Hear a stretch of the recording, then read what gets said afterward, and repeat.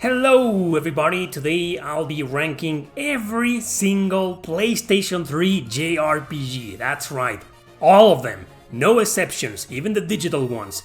Now we got 72 games to cover, wow, this is gonna be crazy man, so let's begin.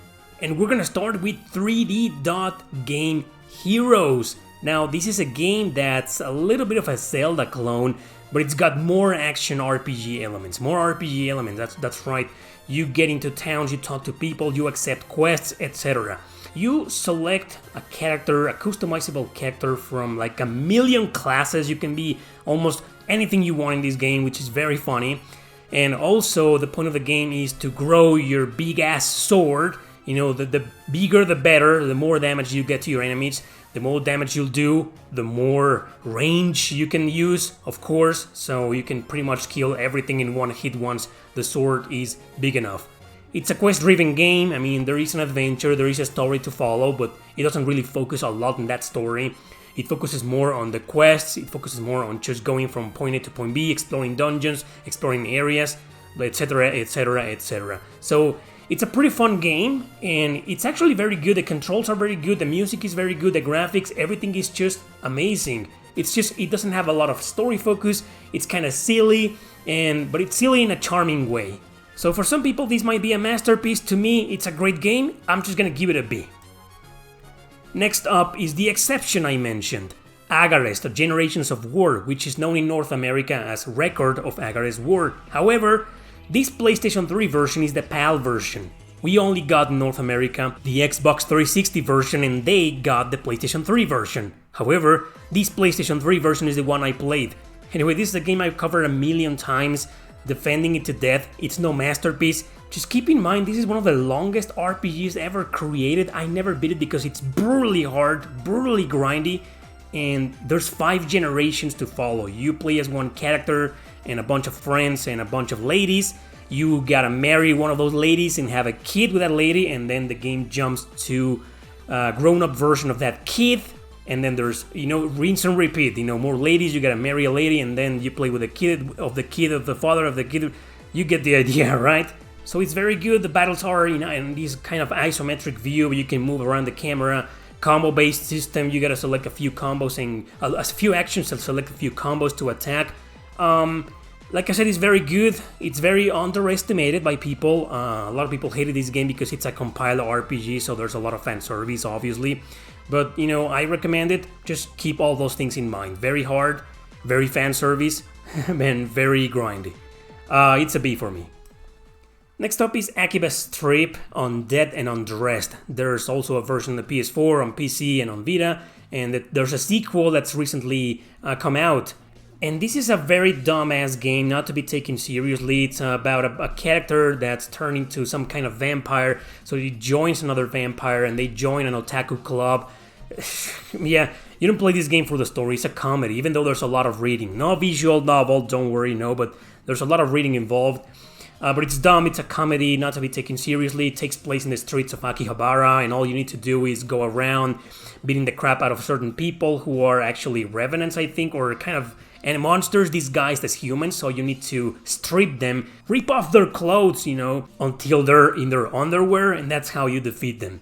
So, it's a good game, it's a very fun game as a matter of fact, but it's no masterpiece. The story's kind of dumb, and it's just a silly game to play every once in a while. So I'm gonna give it a B too, because I think it's great. The controls are great and the battle system is great. So next up is Artonelico 3, the third one, the one that was changed to an action RPG, and then there's Are No Search, Ode to an Unborn Star, and that was a completely different game. It's still the same story, but it's a prequel to the entire Artonelico series, but it's also a sequel to Ciel No Search on the Vita, the one we never got. These two games were recently remastered on the Switch. We didn't get that remaster. Only in Japan! Most people trashed Artonelico 3 because it's merely an action RPG. The battle system is a little bit like the Tales series. It's not as great as a Tales series, but it's great nonetheless. I think it's a great game overall. It has all the Artonelico feel on it, like the fan service, you go into the heroine's subconscious and whatever sphere, ionosphere, I don't remember the name, but You know what I'm talking about, right? If you play these games, these are kind of pervy games, and they have a lot of visual novel stuff, a lot of reading, but the excellent lore, excellent background, the whole universe, this science fiction universe is very interesting. So to me, a lot of people hate this game. I liked it, I beat the game, and I greatly enjoyed it, so it's a B for me. And Arna Search, now it's a turn-based RPG. They went back to the turn-based formula.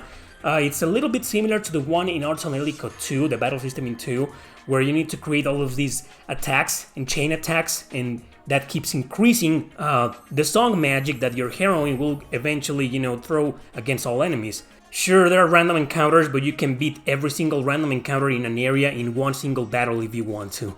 Which is pretty awesome in my opinion. That way you can do all the battles in one sitting and then keep going with the rest of the game. And all the battles aren't really long, you can do every single battle in like 5 minutes or less, so it's very friendly. It does get very hard near the end of the game, but for the most part it's a very easy game. I like this one better than most Ars Angelica games. It's my favorite out of the entire series, but it's still no greater than most of them, so I'm also gonna give this one a B. Now, Kemko! As Divine Hearts is one of the very first JRPGs released by Kemko, developed by these indie companies. I think this one was developed by a studio called X Create. And it's pretty generic, it's good. It's actually one of the better Kemko RPGs ever made, but it's okay, it's okay-ish. And this got really popular. It's the first one in the series, and you've probably seen a lot of them in the PlayStation 4, on the PSP, the PS Vita, called As Divine This, As Divine That. So there's like 5 games already. I have no idea. I've only played this one, and it's good, but it's like 9 out of 10 Kemko RPGs. It's fairly generic. So I'm gonna give it a C. Alright, the Atelier games. There's 6 on the PlayStation 3. My god. So, the first trilogy is Rorona, then Totori, and then Meruru, also known as the Arlen Trilogy. Now, these games are good. I think Rorona was very innovative for us North Americans, because we never played the other ones that stayed in Japan, which were kind of like this. Like a lot of gathering, a lot of dumb visual novel fan service, a lot of, synthesis, alchemy, battle system is great. Overall, it's a very charming game, and I think it's above average. I think it's a great game. I really enjoyed Rorona, and yes, there's a time limit, but the time limit never bothered me personally. It bothers a lot of people for some reason. Didn't bother me. So anyway, I'm gonna give it a B, and as a matter of fact, that's the same ranking I'll give the other 2 games, Totori and Meruru, because they play almost exactly the same. Obviously, the heroine's different, the characters are different. The part of the world they take place in is different, even though it's the same place, the same continent called Arland. But there's nothing that really differentiates these 2 games from one another, or from Rorona. I think Meruru has the battle system, but overall it's like the same game, pretty much. So Totori B, and Meruru also a B. I think the same case is going to apply for Aisha. I think it's a great game. It's a new trilogy, by the way. It's called the Dusk Trilogy. I think Aisha it didn't change anything for me. I played Aisha after playing this first trilogy, and it didn't do a lot for me. I felt like I was playing the same game with some cool, neat features here and there, but overall, it's also a great game. The Atelier games, you played one, you play them all, man. Now, Eska and Logi it's a better game in my opinion, has more personality. It's one of the better Atelier games in the entire series in my opinion. And I really like this game because it has this jazz music, this jazz soundtrack, and this different feel to it than all the other games. And plus, there's the fact that you can choose between the guy or the girl. And they play almost exactly the same, doesn't matter which one you choose, but obviously the responses, the reactions, the dialogues is different sometimes depending on the protagonist you choose. But overall, it's the same game. Still, I think it's above average, so I'm gonna give this one an A. Wish there could be something like a B+. It's not exactly an A, but I'm just gonna leave it there. And Shally, the third game, is one of my favorite in the series. You can also choose between 2 main characters, 2 girls, and the story is a little bit more interesting than the average Atelier game. There's no timer, no time limit in this one, which makes it better in my opinion. but the battle system is where it truly shines. Like, it took everything right from all the previous Atelier games and took it to perfection. Excellent battle system, excellent soundtrack here, so this is a well-deserved A for me. Now, moving on to Battle Princess of Arcadias, there's no need for me to cover this game. I've covered this game numerous times since I played it a few years ago. Digital only, no physical version of this game, sadly. Very good. 2D action, beat 'em up, hack and slash, several characters to choose from. You're probably tired of seeing me talking about this game, so I'm just gonna go ahead and give it a B. Now, there's Class of Heroes 2G. Class of Heroes 2G is one of the rarest JRPGs on the PlayStation 3. It did get a physical version. It's like an enhanced port of Class of Heroes 2 on the PSP, originally released on the PSP, also with a physical and very rare version. It's pretty much a school simulator, even though it doesn't focus on the story. You gotta create a bunch of generic characters and send them to quests, and there's a turn-based battle system, dungeon crawling in first person, so it's a game that's pretty much to people who really like those kinds of games, who really like first-person dungeon crawlers with generic characters and not a lot of focus on the story. To me, I'm not the biggest fan, of those types of games. I need a story and characters with personality to keep me interested, so this game might be perfect if you're looking for that kind of experience, but because I'm not really into those types of games, I'm gonna give it a C. Cross Edge. Cross Edge is a very unique crossover that invites characters from Artonelico, Disgaea, Blazing Souls, Spectral Souls, and it's pretty funny because it tries to take itself very seriously and it fails miserably on purpose, of course. It's also a compiled hard RPG, but this was before they went overloaded with fan service and the Neptunian series. So it feels more like an Idea Factory games back when they were developing their own games. People say it's a strategy RPG. No way, it's just a turn-based RPG with a little touch of strategy. You got your characters in one side of the screen and the enemies in the other, and you gotta create these combos, these combination attacks. Depending on the position you put certain characters, they'll do certain things, etc. There's also characters from Darkstalkers, so it's one of the earliest crossovers, crazy crossovers Idea Factory did. And it's a pretty good game, pretty solid game. It does get tiresome and very hard and repetitive after a while. But overall, I think it's a great game, so I'm also gonna give this one a B. Moving on to Demon Souls, Dark Souls, and Dark Souls 2. You already know how I feel about those games. Like I said before with Class of Heroes, I need a story, I need characters to keep me immersed. Otherwise, the gameplay has to be like extremely good for me to praise it. No question about these three games being very influential, very important, specifically Dark Souls, which is one of the most influential RPGs of all time. So just because I really respect these games and their history behind them, I'm gonna give them a C. If that offends you, I don't give a rat's ass. Just keep this in mind. I don't like these games, but I understand why they're so popular. But just not for me, man. Not for me. Alright, moving on to the Disgaea games. There's also 3 we need to cover. Disgaea 3, Disgaea 4, and Disgaea D2, which is an obscure direct sequel to the first Disgaea. It's very similar, in terms of gameplay. The funny thing is that Laharl gets turned into a woman, and so it's actually worth playing it just because of that. But, since I'm not the biggest fan of the first Disgaea in terms of gameplay mechanics, I really couldn't get into this one either, so Disgaea D2 recommended to die-hard fans of Disgaea, the first Disgaea, but not for me, so I'm gonna give it a C. Disgaea 3 was also good, but I played it on the Vita, and it was great. It was okay, but it's just one of the weaker Disgaea titles in my opinion, so I'm also gonna give this one a C. Disgaea 4, however, is my favorite in the series. You already know the story. The final boss beat the crap out of me. I grinded like crazy, like 20 levels, and still couldn't beat the asshole. But I don't know, I just love the characters. Has a lot of personality, a lot of silliness, but very funny silliness in my opinion. This is the kind of comedy that I like, dark sense of humor, very cynical. So, and this is the version I played, I never played the Vita or the Switch or the PlayStation 4 enhanced versions, they're probably better. This is the one I played, and this one, my friends, is an A tier for me. Dragon's Crown is a vanillaware RPG I've covered a gazillion times on this channel. This is the vanilla version. The vanilla version, that's kind of confusing. The original version. Alright, and I beat this game, loved it. Love the multiplayer because it's free, you know, on the PlayStation 3, you don't have to pay. But anyway, Dragon's Crown, I need to talk about it. It's almost a masterpiece, another A for me. There's Dragon's Dogma Dark Horizon. There's the vanilla version too on the PlayStation 3 and Xbox 360. Dark Horizon is like the complete version with all the DLCs and whatever.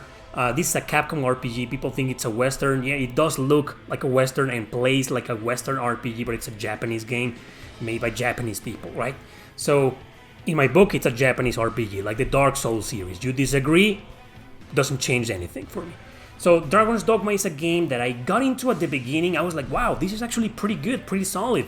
Eventually I got to a point where I felt I was doing the same over and over again, that I felt that I was playing a Western RPG, a very generic Western RPG. And then I watched the anime series on Netflix. It was badass, I loved it. However, the game itself just didn't do a lot for me. It's just not my type of game. It's actually great, you know, I'm tempted to give it a B. I wish there was like a C+ for me. But I would rather play this game than any of the Souls games in my opinion, so I'm just gonna give it a B.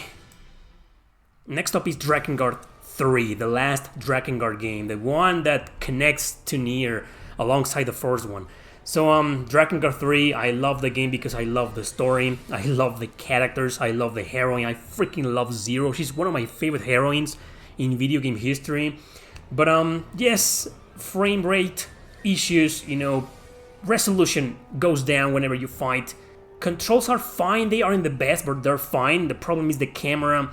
Your party members are completely useless, they're just there, they're just kinda there. So yeah, I understand it has a lot of problems, but it plays okay. I mean, there's no really hardcore difficulty spikes, or I don't think any of the dragon missions are, they're terrible, some of them, you know, because of the camera, once again, the damn camera. But you know, if you can handle them, it's a pretty enjoyable game. I think this is a game you need to play for the story and the characters, not precisely because of the gameplay. So, if this was our story ranking, this will be almost an S tier for me, but because the gameplay is kind of questionable, I can't rank this game higher than B. Lots of B so far. Anyway, Enchanted Arms, another B actually. It's a From Software RPG, and I really liked it. It's very easy, one of the easiest RPGs ever made. I think there was only like 2 battles that were boss battles that were hard, challenging, but the rest of the game was a walk in the park. You got these characters, this board-looking, you know, battle system, and your enemies are in front of you. For us, it's kind of like at the top, you know, and then you gotta position your characters, you know, in this panel. That's similar to Cross Edge, as a matter of fact. And depending on where you position them, you can attack certain characters, the ones from afar, the ones up front. So there's a little bit of strategy involved, but in no way is this a strategy RPG. It's a turn-based RPG. It just uses a little bit of grid-based strategy to spice things up. And I really like this battle system. So the story's kind of generic, unfortunately, you know, generic characters, generic protagonist, generic plot. It's we've seen this before many times. It's just hard to believe From Software developed it. Alright, but anyway, it's a B, like I said at the beginning. Eternal Sonata is, this particular version of the PS3 is a masterpiece. I love this game, you guys know I'm a die-hard fan of this game. Either version, this or the 360, so let's just move on with the next game. Masterpiece for me. Fairy Fencer F is the vanilla version. I know there's the Switch version and the PlayStation 4 version with all the DLCs and whatever. Now, this vanilla version is still pretty darn good, and it's actually the best, in my opinion. The best compiled hard RPG ever made. I really like this game. The humor here, the characters is just beyond dumb, but they grow on you. Some of them really grow on you, and at the end you're like, wow, man, I really like these characters. The battle system is great. You know, it takes elements from the Hyper Dimension Neptunia series, but did it better in my opinion. All these combos, all this damage you do with your special attacks and your what was the name? When you transform, when you Fairize, yeah, that's what you do. And you get more powerful and shit. So, Fairy Fencer, wow. I'm tempted to give it an A, but I'm gonna give it a B. The Final Fantasy X and X-2 HD remasters look absolutely gorgeous. If you're a fan of Final Fantasy X, this version is a must-play. This or the Vita or the PS4 version, it doesn't matter. It looks absolutely beautiful in every game. My problem is that they're bundled up together. I wish I could rank them separately because, you know, Final Fantasy X is a great game, but Final Fantasy X-2 is garbage, in my opinion, it's trash. So, I'm gonna give it a B because Final Fantasy X is there, but Final Fantasy X-2, wish they could have been released physically separately. Anyway, Final Fantasy XIII, the whole trilogy, you guys know I'm not a fan, you already know how I feel about these 3 games. I played them, I played the first 2 only, never played Lightning Returns, because I played the first 2 and I was like, this is bad. They aren't terrible games, but it's just a bad trilogy for me, and this isn't Final Fantasy, you already know how I feel, so I'm just gonna give them a D, all 3 of them, because I just don't care about them. Final Fantasy to me died after 12. Alright, Folklore is a game that was a hidden gem until it started appearing on every single video, hidden gems video from all, you know, Metal Jesus, from all channels, including mine, actually. So now it's pretty popular, and it got even more popular because it became so crazy expensive and hard to find nowadays because of the pandemic. Yes, it's a great game, very unique, one of the most unique RPGs ever made. You play as these 2 characters, you know, you gotta play the game as both, you gotta do both routes, so you can start with one, but eventually at the end of the game, before you face the final boss, the game's gonna ask you to play the entire route with the other character.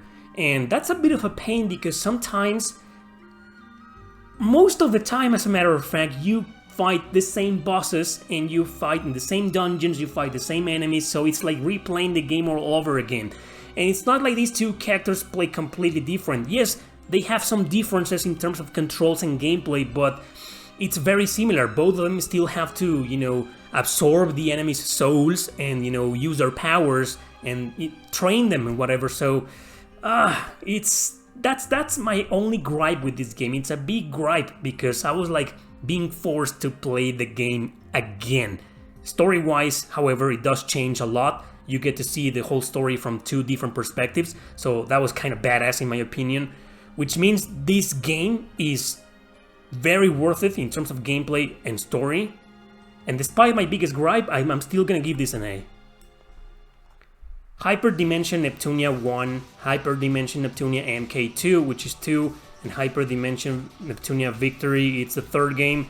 These games are trash, in my opinion. I mean, they aren't terrible. I can't give them an E because I guess they're enjoyable to an extent. They play well, they play okay, but it's just, man, this is bottom of the barrel for me when it comes to compile hard RPGs. So I'm just gonna give them all a D. Alright, Last Rebellion is considered as one of the worst RPGs on the PlayStation 3. It's so bad, apparently, that the developers, you know, the localization team in East of America, apologized in public for localizing such a bad game. It also failed in Japan. It's not like they messed up the localization. However, this is one of those games that were holding me back from ranking this entire catalog on the PlayStation 3, from doing this video, because I barely played it. But it was developed by Hitmaker, same developers of Dragoneer's Aria and Blade Dancer on the PSP. Both games are trash, so I can only imagine this game is trash. I remember I went to a friend's house, he had the game, we played it for like 15 minutes, and I was like, you know what, this is kind of bad, so let's just play another game. So my opinion is based on those 15 minutes, but sometimes 15 minutes is enough to see that the game is actually bad. But I'm not gonna give it an E, because I just don't know how terrible it is. So I'm just gonna be safe, play it safe, and give it a D.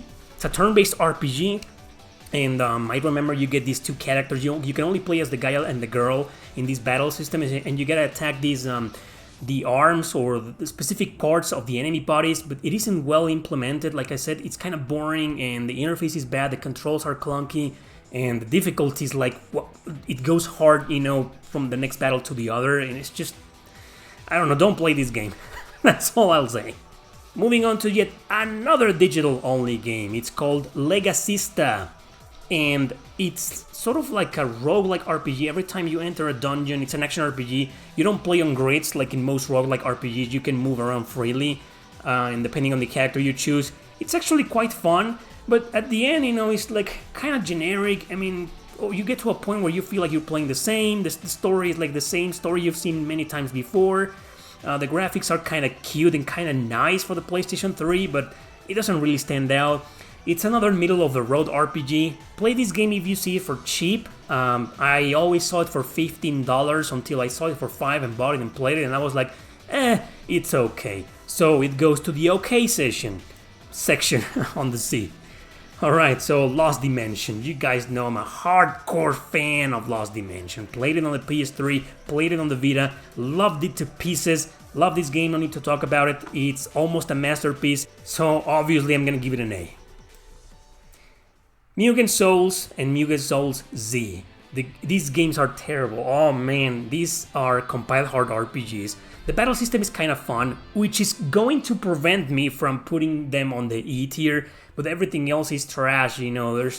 They try to be funny with these little super deformed characters, you know, and the story it feels so forced, like so forceful, like they were trying so hard to be funny, and they failed miserably. And I can't believe the game got a sequel, Mugen Souls Z.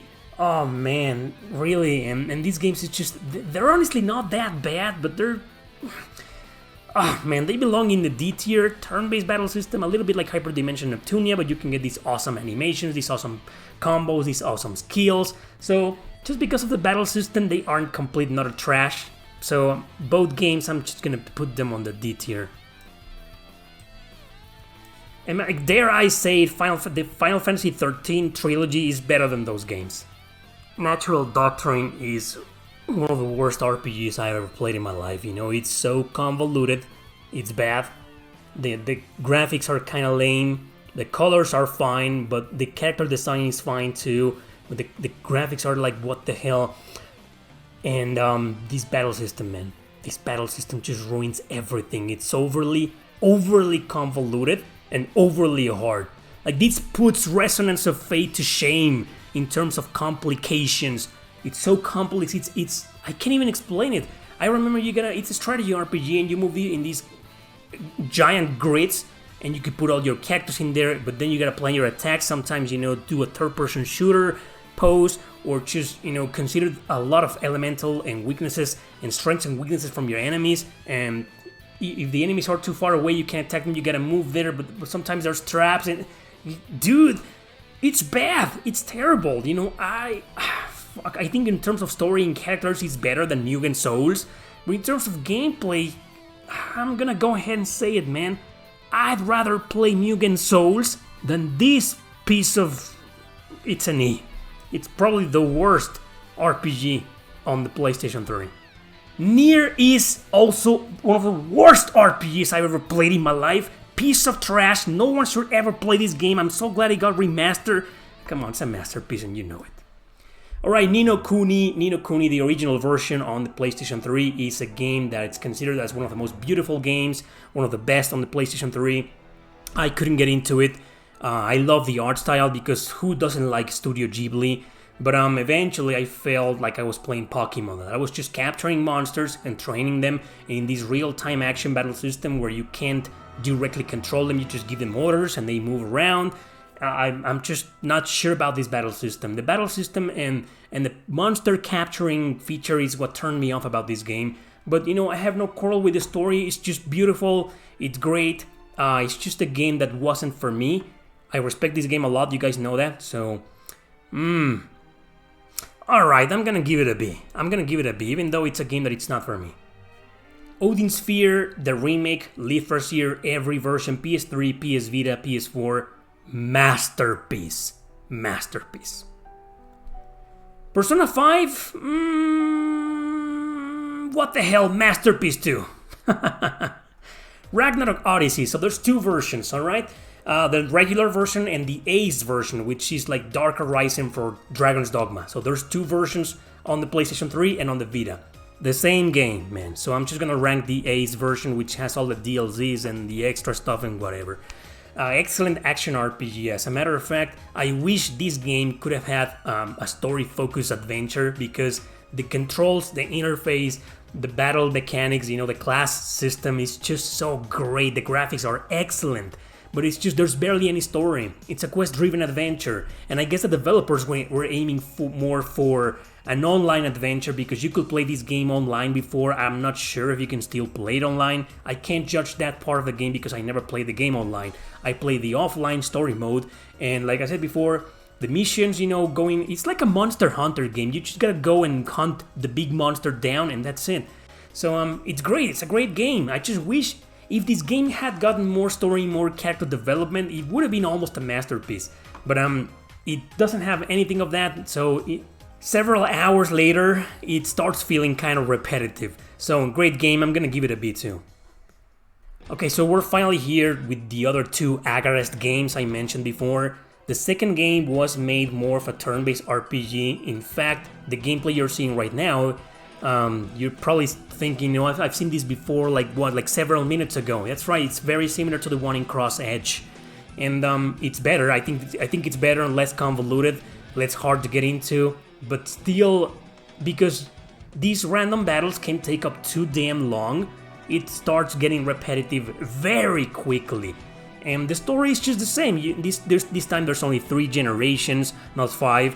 The game doesn't feel as long as before. It still has a huge shit ton of fan service, man. A lot of fan service, it's a waifu simulator. But the battle system is great. I just wish it could have been that way for the boss battles. And I wish there could have been an easier way to defeat the regular enemies.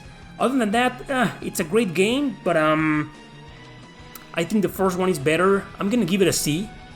It's still pretty fun, And Zero is where everything went downhill. It was the 3rd game released. It's a prequel in the series. Different characters, different generations. I think there's like 3 generations again. But I don't know what's up with the art style. I mean, these characters are like moving like this, and it's just bad animation when it comes to dialogue. The story felt way more generic, and it's just the same story recycled from the other 2 games. And yes, some of the girls are pretty hot, I think it's worth playing it because of the fan service, but... And the battle system is the same as in the first one, but they created these penalties where you need to create the exact combo you need to beat a certain character, and it's more grindy, and the battles take longer. I don't know, I don't know what happened here that this game, compared to the first one, is almost terrible. Oh man.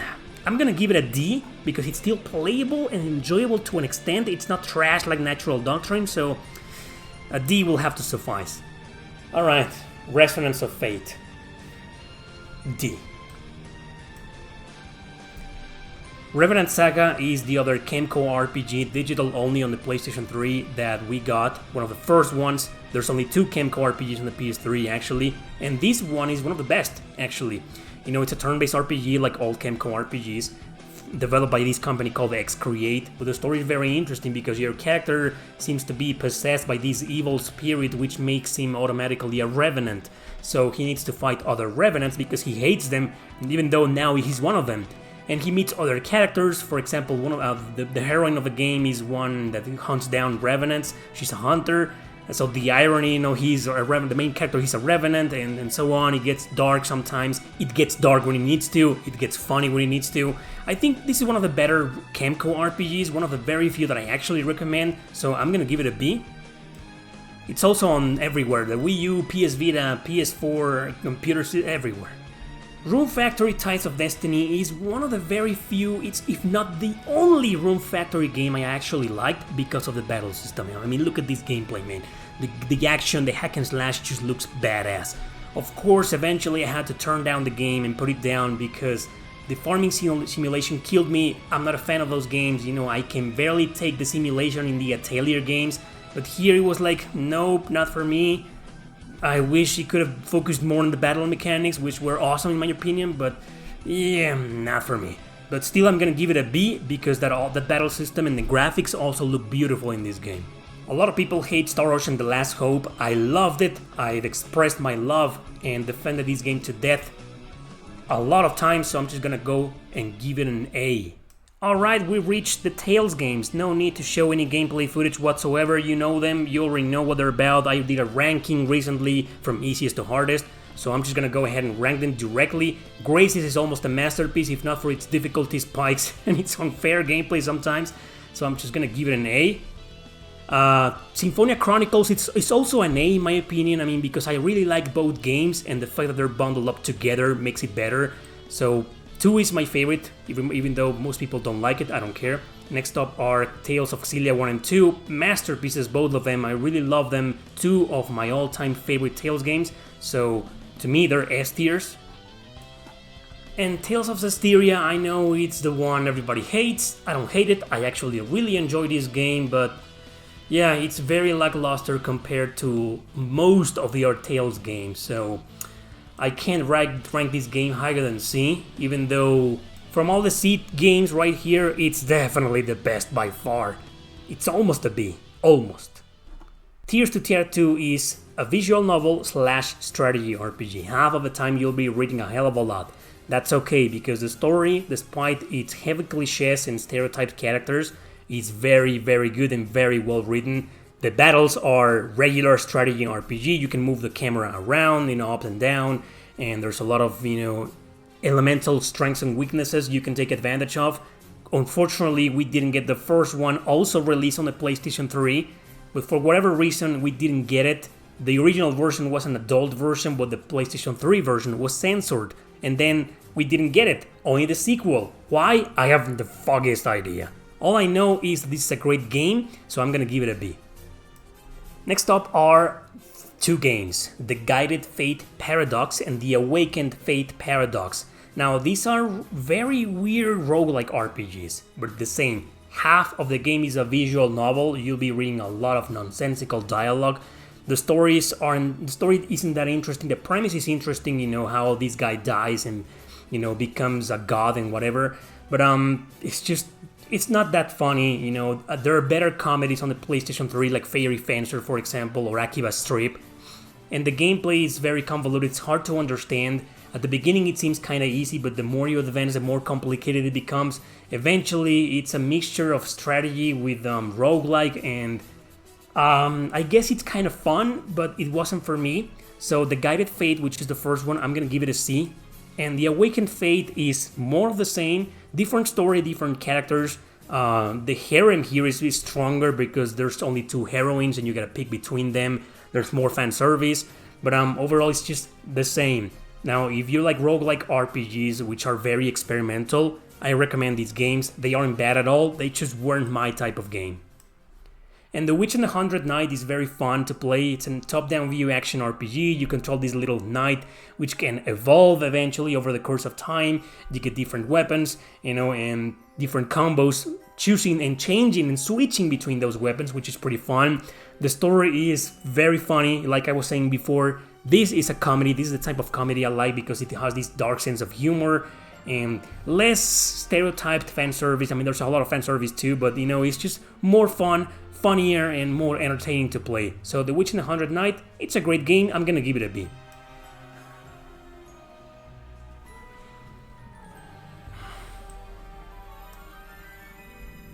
Tokyo Twilight Ghost Hunters, in a way it shouldn't be here because it's not a pure RPG at all. I only put this game here because there's strong RPG elements in there. Like, you got your characters, they level up, they gain experience, get better abilities, they grow up, so there's strong RPG elements in there. But it's more of a visual novel with this weird-ass strategy system that I can't even explain. I never finished this game, and I probably never will, but it's a game that I recommend only to people who really are into visual novels and into really weird strategy RPGs. Not as convoluted and horrible as in Natural Doctrine though, but still, be careful with this game, pay attention to what you do, be patient actually, and you'll enjoy it. The story is totally worth it. Some stereotypes here and there, I mean, you're a student, you play in this, high school and you get recruited to this ghost hunters organization, and there's this decision-making feature where instead of taking decisions, you get reactions. You react to what the characters are saying or doing, so it's kind of different, it's very unique. I do recommend this game, but it's very niche. I'm gonna give it a C. Trails of Cold Steel 1 and 2, separately they're A tiers for me, but together they are one big, excellent, badass masterpiece. that of course I'm gonna rank on the S tier. Alright, next up is Trinity Souls of Zelo. I actually finished this game last week, and wow, it's almost a masterpiece. The only two reasons why I'm not ranking this higher than A is number one, because it's too short. There's a lot of quests. If you do all the quests here, you can get 50 hours of gameplay. But if you just focus on the main story and do a few quests every now and then, it's 20 to 25. So for a PS3 game, that's too short for me. And the only reason is because their game is really hard. Very, very hard. At the beginning, it's not gonna be that hard. Several hours later, like 10 or 12 hours later, you'll start feeling it. You will start saying, wow, this is Souls level. It's just as hard as the Dark Souls game, in my opinion. It's different, button masher, not technical, hack and slash. It's developed by Koei Tecmo, so Omega Force. So, the Dynasty Warriors games, it's a little bit like that. But you can you can play as 3 playable characters. There will be often some missions where you get an extra party member, but you can control that party member. And in these 3 characters, with these 3 guys, you can switch to any of them at any given time to exploit enemy weaknesses and shit. So it's very well done. The controls are excellent. The battle system is amazing. It sounds repetitive because you need to do the same things over and over again, and sometimes you need to revisit certain dungeons. But I don't know why it was very fresh for me. I really, really like this game, and the story, oh my god, that's a great story. Of course, near the end, it's a little bit about the power of friendship, but not too much. It's more of a Western RPG style of story. Very dark, very tragic. My god, this is one of the most tragic games I've ever played in my life.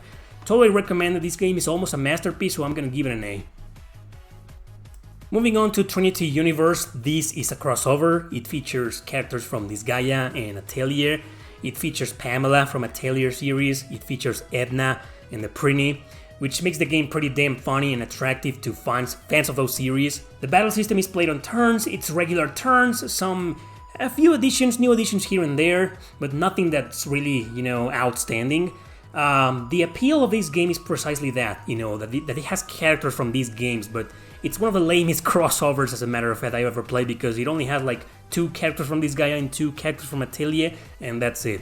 It's also a dungeon crawler, and this dungeon crawling can get pretty tiresome sometimes because there's a time limit. If you don't complete what you need to do in this short period of time, it's game over and you gotta do it all over again. So, I'm not sure if I can recommend this game. It isn't bad, just being mindful of those things. I'm gonna give it a C. It's still a good game. Valkyria Chronicles is a masterpiece, no need to talk about it. You guys know I'm a die-hard fan of the game, so let's just move on with Vandal Hearts, Flames of Judgement, digital only. Yeah, you didn't know there was a 3rd Vandal Hearts developed and released by Konami? And it's an okay game. It's the same, strategy RPG, similarities with the first game, no more weird-ass system like in the second game. But it's a standard RPG. Everything is so okay-ish, like it doesn't stand out in anything. Even the story is like, compared to the masterpiece that is the first Vandal Hearts, this game just, I don't know, man. It's an okay game. It's still fun. I do recommend it. Just don't expect it to be as good as the first 2 games, especially not as the first game. A C. White Knight Chronicles 1 and 2, I'm gonna rank them together because it's like Trails of Cold Steel separately. They're great games, but together they are very good. The only problem is that the second game, the story is kind of lazy. It feels watered down.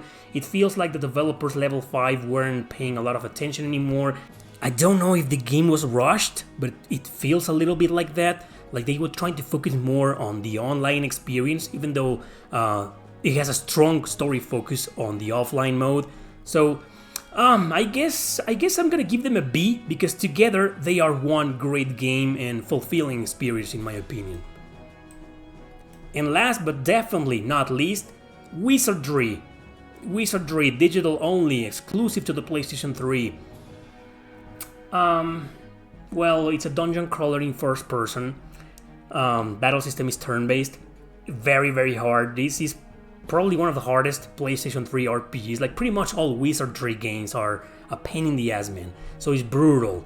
The art style in this game is what's very appealing, because This character design is just, it looks a little bit more mature, less anime style and more Western style, but very interesting at the same time. And of course you got your overly sexualized heroines and characters, which is more appealing to some people. And overall it's just like any other wizardry game. It doesn't have a lot of story focus like the one on the PS2 had, for example. So to me this was very generic. All that stands out is the character design, but other than that, it's an okay game, so another C for me. And that's it, everybody, that's it. Look at my ranking on the PlayStation 3 RPGs. As usual, we got more Bs than usual, but because that's because I'm very picky. To me, for me to rank a game on the A or on the S, there's a lot of requirements. I'm kind of picky, I'm that kind of guy, so don't worry about most of these games on the B tier are just as great. I recommend them. Wow, so that took a long ass time, guys. So thanks for watching. Don't forget to subscribe and share this long ass video with your friends. See you next time!